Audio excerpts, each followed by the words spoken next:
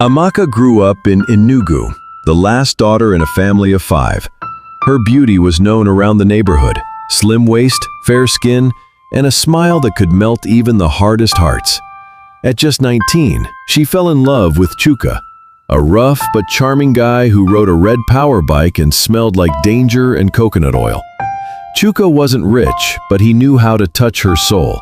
Their nights were full of passion, the kind that left her breathless and weak the next day. She gave him everything. Even when he cheated, lied, and left her crying, she forgave him. Because no other man made her feel the way Chuka did. But things changed when she met Chief Uzo. Chief Uzo was everything Chuka was not.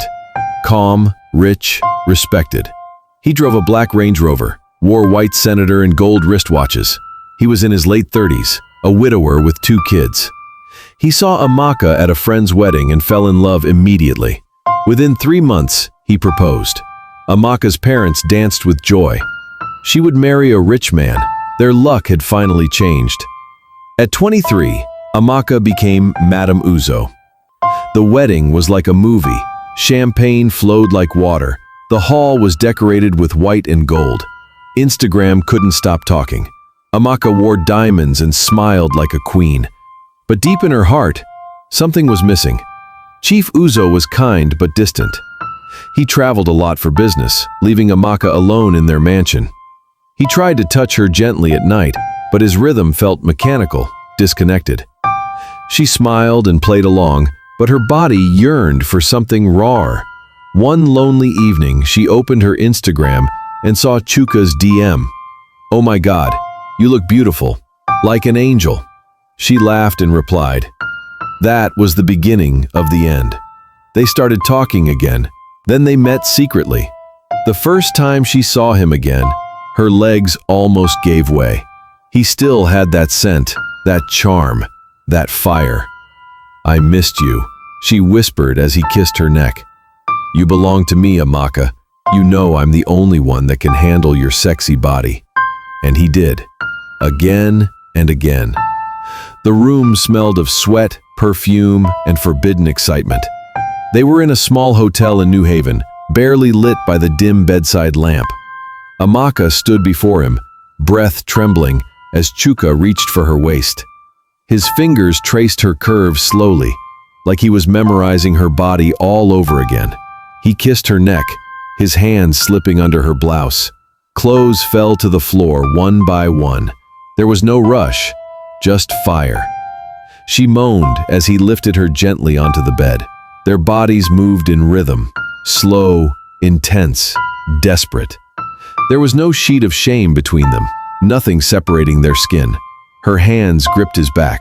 His lips found places that made her tremble. He whispered her name like a prayer and a curse. That night, she gave in completely.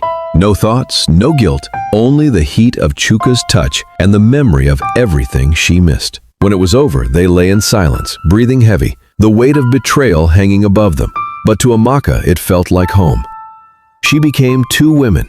In the day, she was Madame Uzo, wife of a respectable businessman. In the night, she sneaked out to cheap hotels to be Chuka's Amaka. The thrill was addictive. The guilt didn't stop her. But secrets don't hide forever. One evening, she returned home to find Chief Uzo sitting in the living room. His eyes were dark, empty. "How long?" he asked quietly. She froze. "Answer me, Amaka. How long have you been sleeping with that tout?" Tears filled her eyes. She tried to speak, but her voice failed. He stood up slowly, handed her an envelope. Inside were pictures, dozens of them. Her with Chuka, in bed, kissing, laughing, naked. "A friend hired a private investigator," he said. "I thought I was paranoid. I didn't want to believe it. I'm sorry, I was lonely. You have 2 children, Amaka, a home, and you risked it all for quick pleasure." He turned and walked out.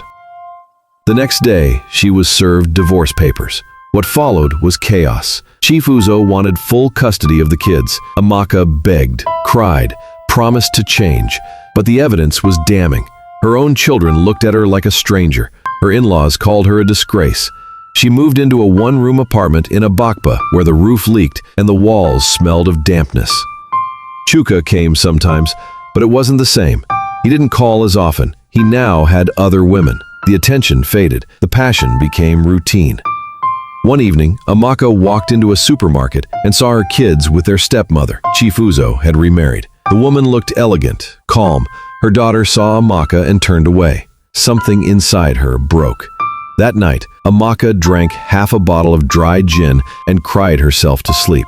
She saw her reflection in the broken mirror, smeared makeup, tired eyes, lost dreams. She remembered the girl she used to be, the one who dreamt of love, of happiness, not this hollow version chasing shadows. Weeks turned into months. She tried to find work, but nothing lasted. People whispered behind her back. That's the woman who cheated on her husband with a riffraff. Even Chuka stopped picking her calls. One rainy night, police came to her house. Chuka had been arrested for robbery. They found messages from her. They assumed she was involved. She was dragged to the station for questioning. She sat on the cold floor waiting, and that's where her husband saw her last. He came to take the kid's birth certificate for travel. When he saw her, he didn't blink. "Tell her goodbye," he told the children. Her son hesitated. Her daughter said nothing. They walked away. Amaka sat in silence. The desire that once made her feel alive had stolen everything. Her story became a warning in the neighborhood. The girl who had everything and lost it for lust. And as the rain fell outside, she finally understood. Some mistakes don't give second chances.